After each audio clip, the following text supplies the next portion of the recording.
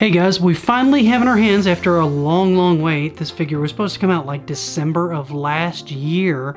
The G.I. Joe Bishoujo Baroness. She is an espionage unit in the G.I. Joe line, one of Cobra's agents. You can see on the front it's got a pose of her labeled next to like Cobra the enemy over here. You can see over on this side they have like her hair twice, with one showing a little bit of a Cobra symbol, one just showing her with her hair, and then they've got like a close-up over here of kind of like her chest area as well. So what we're going to do is we're going to go ahead and turn this box just a little bit so you guys can see a little bit more of her. So here you can see on the side we actually have her data sheet like you would have on one of the actual G.I. Joe figures. So if we go ahead and rotate the box just a little bit more,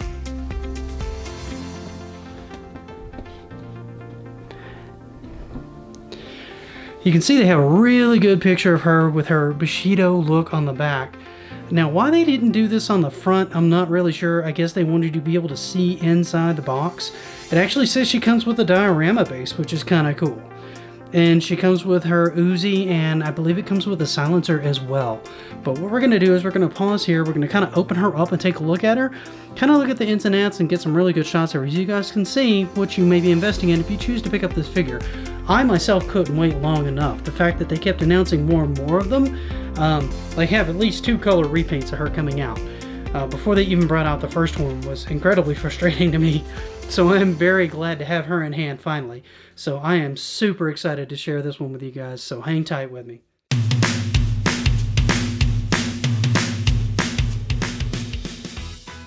So guys, here she is out of the box. I did take a quick look at the diorama when I pulled her out. I was not really impressed. It seems to be kind of a cardboard insert with like a portrait of her that really doesn't look like you're going to be able to see anything, because it looks like you have to slide it back into the box, which removes the view of like 90% of the figure from what I can tell. So we're just going to go with the statue itself. You can see she's actually got a more elaborate base than most of them. You can see kind of like the tank treads and the rocks and everything like that are there. I think that looks really nice and it's really fitting with the figure. I love it when they do something special with the bases for these rather than just giving us a clear plastic base. If you look, she actually has her Uzi in her hand.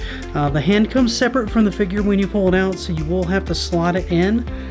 That's pretty normal because they do that kind of stuff so they keep pieces from breaking or bending when they ship them. She does come wrapped in quite a bit of plastic that you'll also have to remove when you pull her out of the box. Now, if you take a look at her, she is in a rather fantastic pose. You can see they've got her hips kind of kicked off to the side, and you can see she has like a Cobra emblem here. She's got her hair here. If you turn her just a little bit here, you can see they actually did do glasses with her. So she has a piece of transparent but somewhat opaque glass so that it distinguishes from the rest of the figure, that indicate like actual glasses.